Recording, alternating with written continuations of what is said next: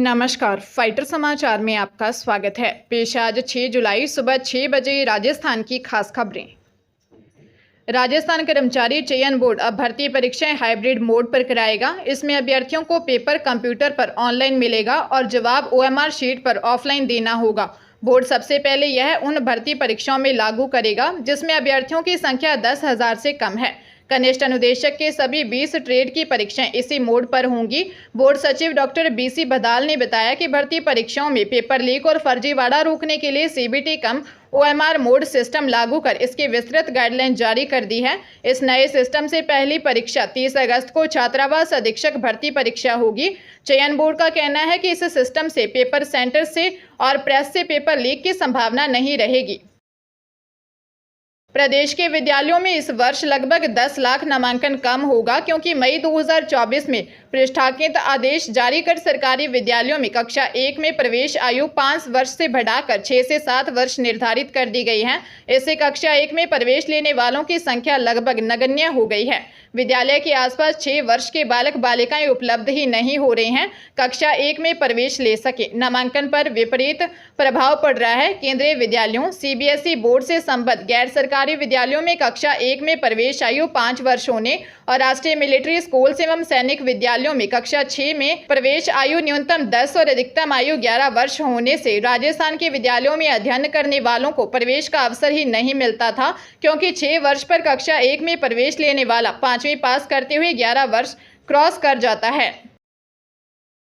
चूरू की राजलदेसर पुलिस ने हत्या के आरोपी महिला राजूसर निवासी 33 वर्षीय बंबू कंवर को गिरफ्तार किया है। मामला दर्ज होने के बाद से आरोपी महिला फरार चल रही थी। पुलिस ने महिला को उसके गांव से गिरफ्तार कर लिया। थानाधिकारी गीता रानी बिश्नोई ने बताया कि 5 मार्च 2024 को छाजूसर निवासी छगन सिंह राजपूत ने दी रिपोर्ट में बताया कि 25 फरवरी को उसके छोटे भाई ओम सिंह का परिवार खाना खाकर सोया था, जिसके बाद ओम सिंह, सुरेंद्र सिंह और एक छोटा बच्चा बीमार हो गए, जिनको रतनगढ़ के जलान अस्पताल ले जाया गया, जहां सामने आया कि खाने में जहर दिया गया है।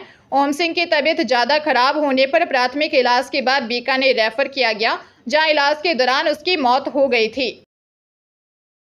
आषाढ़ माह की गुप्त नवरात्र आज 6 जुलाई से 15 जुलाई तक रहेगी। खास बात यह है कि शक्ति की आराधना और साधना का यह पर्व इस बार 9 के बजाय 10 दिन का रहेगा। इस अवधि में 9 देवियों के साथ ही 10 महाविद्याओं की विशेष पूजा अर्चना भी की जा सकेगी। तृतीया तिथि 8 और 9 जुलाई दोनों दिन होने से यह स्थिति बनी है। इस 10 दिनों में पूजा अर्चना के अलावा खरीद फरोख्त के लिए भी एक दिन पुष्य नक्षत्र, 2 दिन सर्वार्थ सिद्धि योग और एक दिन बडलिया नवमी पर समापन के दिन अबुझ मुहूर्त रहेगा। नवरात्र के इन 10 दिनों में घरों व देवी मंदिरों में अखंड दीप जलाकर मां शक्ति की आराधना की जाएगी। 2 गुप्त नवरात्र में पहली माघ व दूसरी आषाढ़ महीने में होती है। पंडितों के अनुसार यह गुप्त नवरात्र माघ और आषाढ़ माह में मनाई जाती है। गुप्त नवरात्र में मां की आराधना करने से 10 महाविद्याओं की सिद्धियां प्राप्त होती हैं। नेशनल बोर्ड ऑफ एग्जामिनेशन की ओर से आयोजित होने वाले नीट पीजी का सेशन कोविड के बाद से ही समय पर शुरू नहीं हो पाया है। नतीजा स्टूडेंट्स की पीजी में देरी हो रही है। इसका असर नीट एसएस तक पड़ रहा है।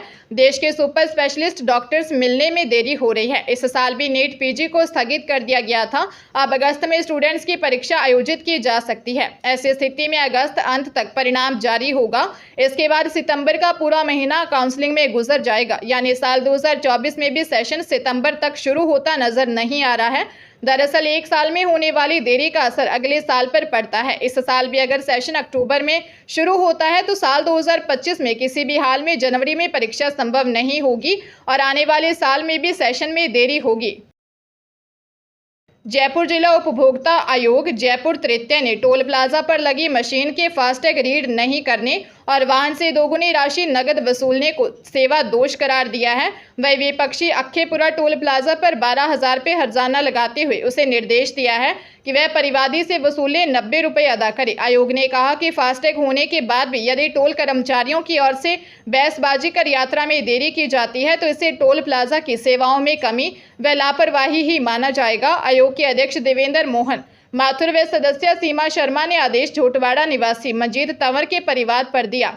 मामले के अनुसार परिवादी ने अपनी कार का फास्टैग एक्सिस बैंक के जरिए लिया। फास्टैग अकाउंट में 664 रुपये बैलेंस था। सीकर हाईवे पर अखेपुरा टोल पर एक तरफ की यात्रा करने पर 60 रुपये टोल वसूली की जाती है और 24 घंटे में ही वापस आने पर 30 रुपये यानी कुल 90 रुपये वसूले जाते हैं।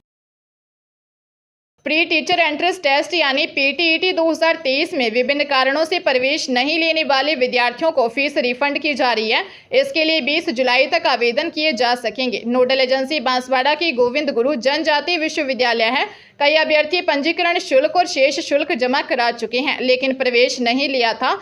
ऐसे में विद्यार्थियों को फीस रिफंड करने के लिए अंतिम अवसर दिया जा रहा है। कुल सचिव ने बताया कि ऐसे स्टूडेंट्स 20 जुलाई 2024 तक ईमेल रिफंड ptt2023@gmail.com पर सभी दस्तावेज की PDF अपलोड करनी होगी। कुल सचिव ने बताया कि इस तिथि के बाद पीटीईटी 2023 कार्यालय नियमानुसार बंद हो जाने के कारण फीस रिफंड किया जाना संभव नहीं होगा। इस वजह से संबंधित अधिकारियों ने स्टूडेंट्स से समय रहते रिफंड के लिए आवेदन करने की सलाह दी है।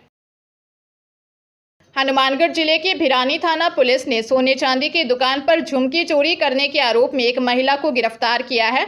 पुलिस ने आरोपी महिला की निशानदेही पर चोरीशुदा झुमकी बरामद कर ली। थाना प्रभारी विक्रम चौहान ने बताया कि 29 जून को 40 वर्षीय राजेश कुमार सुनार निवासी छानी बड़ी ने दी रिपोर्ट में बताया कि वह छानी बड़ी के मुख्य बाजार में उसकी दुकान पर उसे 25 ग्राम की सोने की झुमकी गायब मिली। इस पर उसने दुकान में लगे सीसीटीवी कैमरों की फुटेज चेक की तो पता चला कि दुकान में 25 जून को आई 2 महिलाएं सोने की झुमकी उठाकर चोरी छिपे अपने साथ ले गई। पुलिस ने सीसीटीवी फुटेज के आधार पर दोनों अज्ञात महिलाओं की पहचान कर 38 वर्षीय सरला पत्नी उमेद बावरी निवासी जुलाना जिंद को गिरफ्तार कर लिया।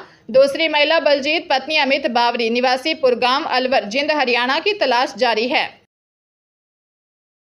राजस्थान लोक सेवा आयोग द्वारा सहायक आचार्य प्रतियोगी परीक्षा 2023 के अंतर्गत सहायक आचार्य म्यूजिक इंस्ट्रूमेंट तथा सिंधी विषय की परीक्षा के साक्षात्कार के लिए सफल अभ्यर्थियों की सूची जारी की गई है।